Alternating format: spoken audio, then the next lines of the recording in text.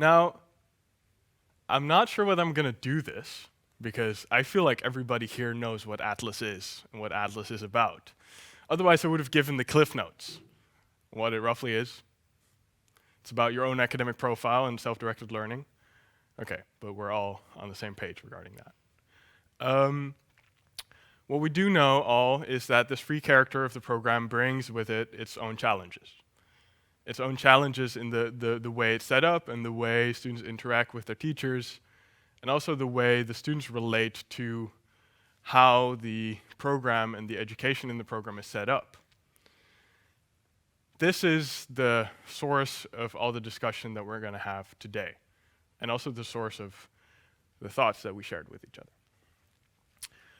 One of these I encountered myself, and that will be part 2 of this introduction.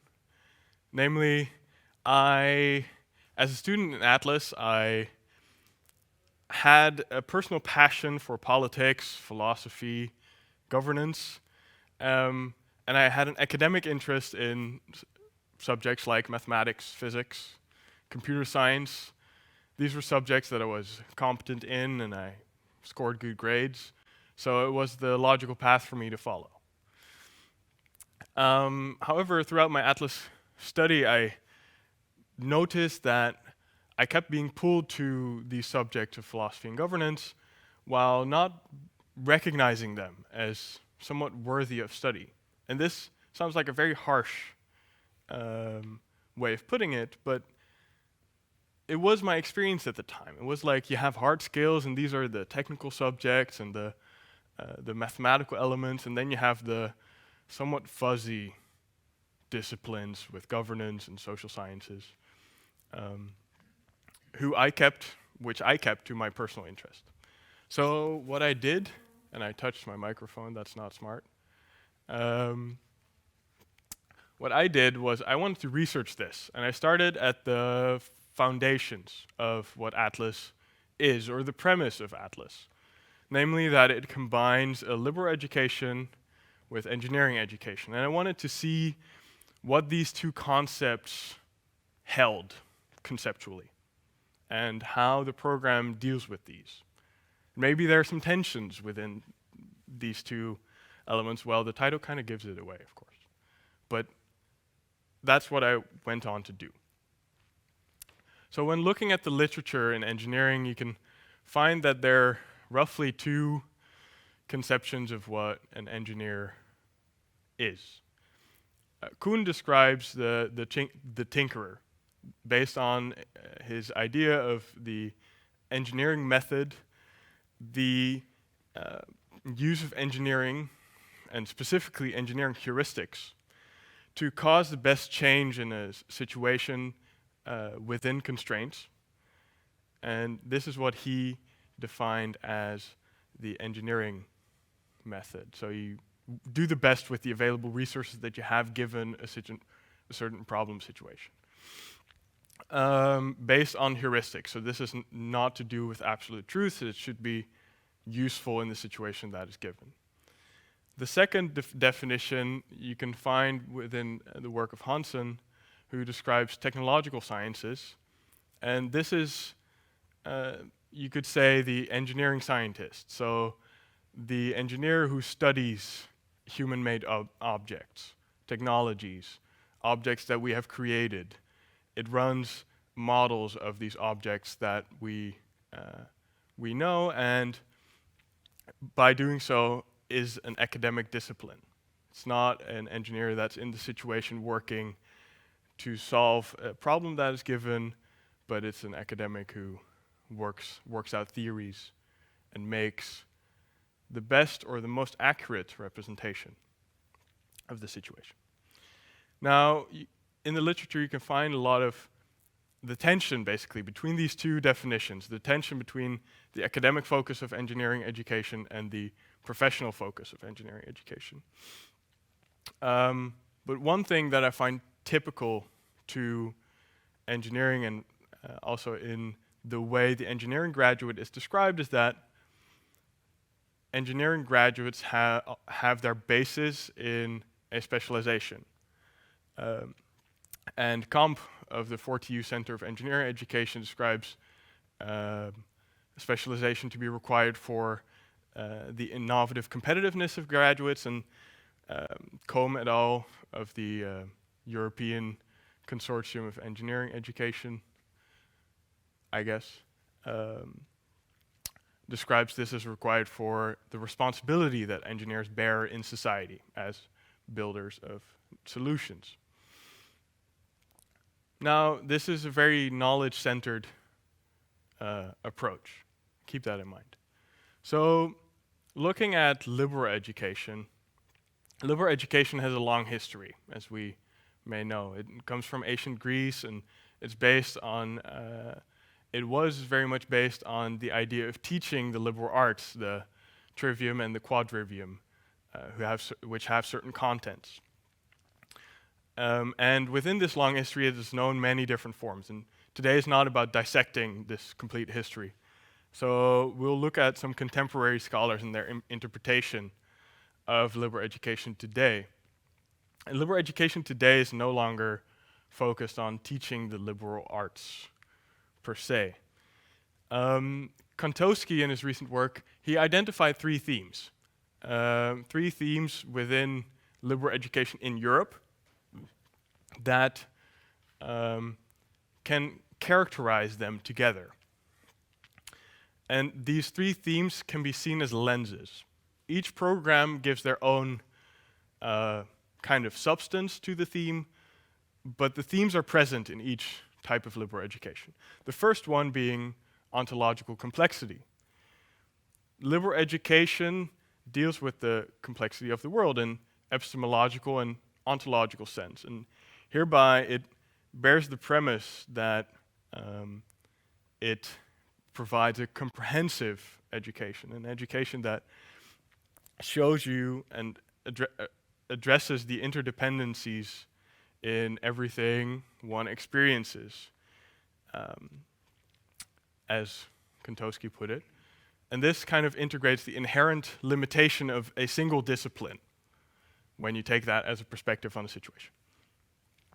The second topic is that liberal education programs often provide an organizational alternative to the higher education system in which they are implemented.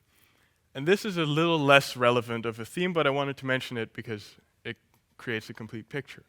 It's often a counter-movement towards the way higher education is organized in that country at that moment. And third is that liberal education in Europe adheres to a transformative pedagogy. And this means that the student who comes into the program is not just up for an add-on to the student's knowledge or competences, but fundamentally shifts the relation of the student towards themselves and thereby towards the outside world. It's a fundamentally transforming experience. These three subjects I held on to characterize liberal education, and we'll get back to later on as well. Interestingly, this transformative pedagogy you can see in the work of some contemporary scholars on what the liberal education graduate should be. And Van den Brink describes this person as the scholarly citizen, that liberal education educates the scholarly citizen. Welcome, take a seat. They're booklets, don't worry. And liberal education should educate the scholarly citizen. The citizen who is able to be autonomous in a complete way, who's able to be critical of one's own thought without an outside critical reflection provided to them. Decker describes, based on his empirical work on liberal education, describes 7 democratic virtues that a graduate inhabits upon completion of liberal education. Regardless of the very interesting contents and philosophies that these scholars have, these are ideas that are fundamentally related to the way the student behaves themselves in the world and behaves themselves towards society. And this is a very interesting characteristic of the way liberal education can be characterized. So what are the tensions between these two? As I would put it, engineering education describes graduates' capacities as knowledge-oriented. The student can do X by the knowledge it has gained in the so-and-so courses. And engineering education focuses on the study of, well, the tangible and observable elements of reality, the things we have around us, the things we can see, the things we can measure, and does so through structured and numeric interpretations thereof. It has in that sense, a axiomatic or formulaic approach to the world and what exists therein and what an engineer can do with the world. I would say, based on that, that engineering education has very much a modernist grounding. It's very much rule-based, and within these rules you can find truths in a given situation. Now, liberal education, as I put forward just now as well, describes their graduates in a person-oriented way.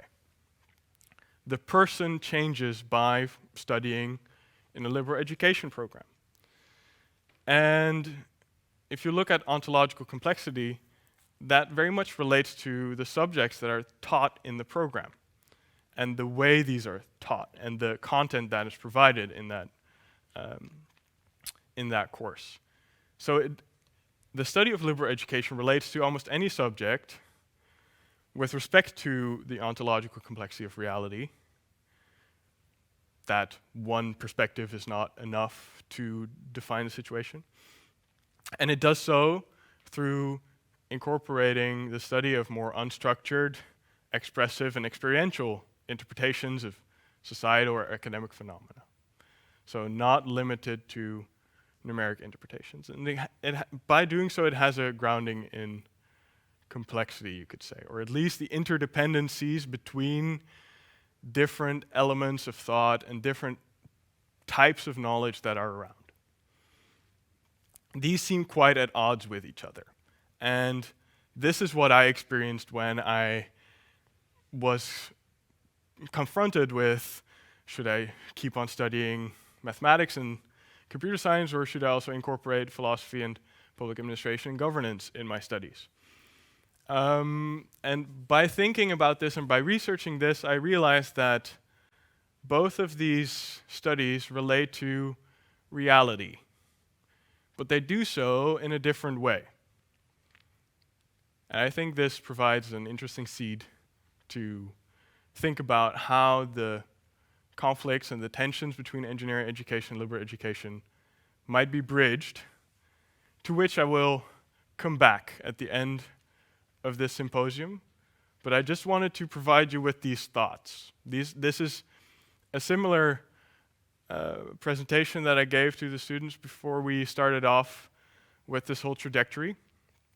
And this might provide a nice background to what you will see in just a moment. And discussion on my topic will have to wait until the end of the symposium.